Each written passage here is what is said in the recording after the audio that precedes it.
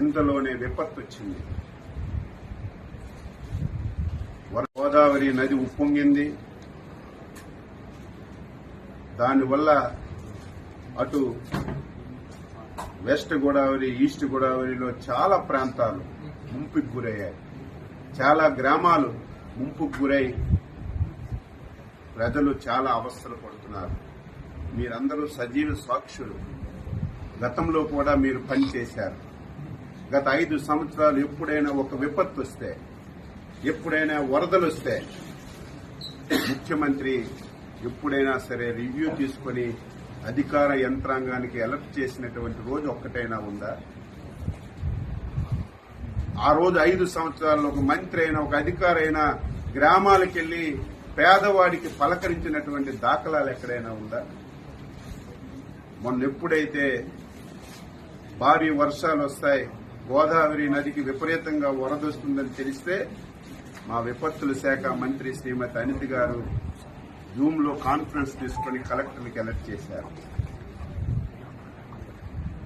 ఏవైతే ముంపు ప్రాంతాలున్నాయో, ముంపు మండలాలున్నాయో అధికార యంత్రాంగానికి అప్రమత్తం చేసి ఏ ఒక్క ప్రాణ నష్టం జరగకూడదు, వారందరికీ సురక్షిత ప్రాంతాలకి తరలించడమే కాదు, మీరు చూశారు గతంలో వరదొస్తే తరలించి వారికి బస్తాల్లాగా ఒక స్కూల్లోనో కొట్లోనో పెట్టేయడమే తప్ప ప్రభుత్వాలు చూడక ఆర్తనాదాలు విన్నాం.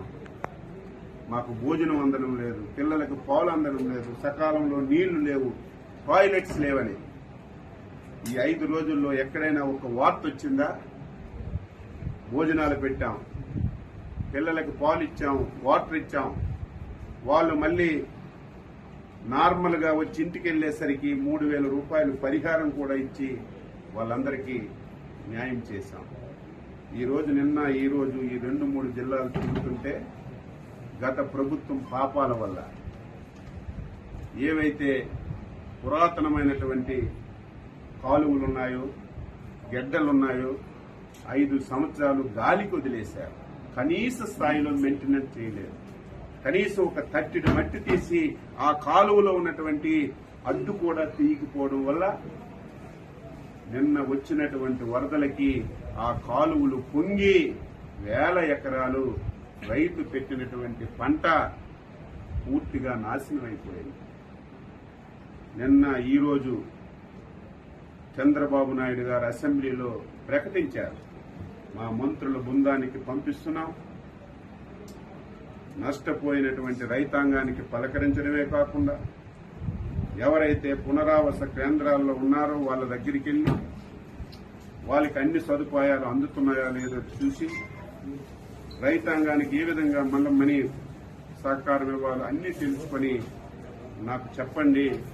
నేను రైతుల పట్ల చాలా ఉదారంగా ఉన్నాను. అవసరమైతే ఒక పైసా ఎక్కువ ఇచ్చైనా రైతులు కష్టాలు తీర్చి వారి రుణం తీర్చుకుంటానని స్పష్టంగా ముఖ్యమంత్రి గారు చెప్పడం వల్ల మేము బృందాలుగా వచ్చి తిరిగాము. మధ్యలో సెషన్స్ టైంలో కూడా ఎవరైతే స్థానిక మంత్రులు వచ్చి ఒక పూట అసెంబ్లీ చూసి ఒక పూట వచ్చి పలకరించి వచ్చినటువంటి దాఖలాలు. నిన్న ప్రజలు 5 సంవత్సరాలు ఇటువంటి పరిస్థితి ఉంటే ఒక్క ఆఫీసర్ రావడం కానీ, ఒక్క మంత్రి రావడం కానీ, ఒక ఎమ్మెల్యే రావడం కానీ మేము ఎప్పుడు చూడలేదు. మీరు వచ్చారు, ఇదే మాకు ఆనందం అని మీ సాక్షిగానే చాలా మంది నిన్న వారి హర్షాన్ని తెలియజేశారు. ఈ రోజు ఈ ప్రాంతం నాశనం అవడానికి ప్రధాన కారణం ఎర్ర కాలువ. ఇది జంగారెడ్డిగూడెంలో స్టార్ట్ అయి మళ్లీ భీమవరంలో ఎండ్ అవుతుంది. ఈ కాలువ అస్తవ్యస్తంగా ఉంది.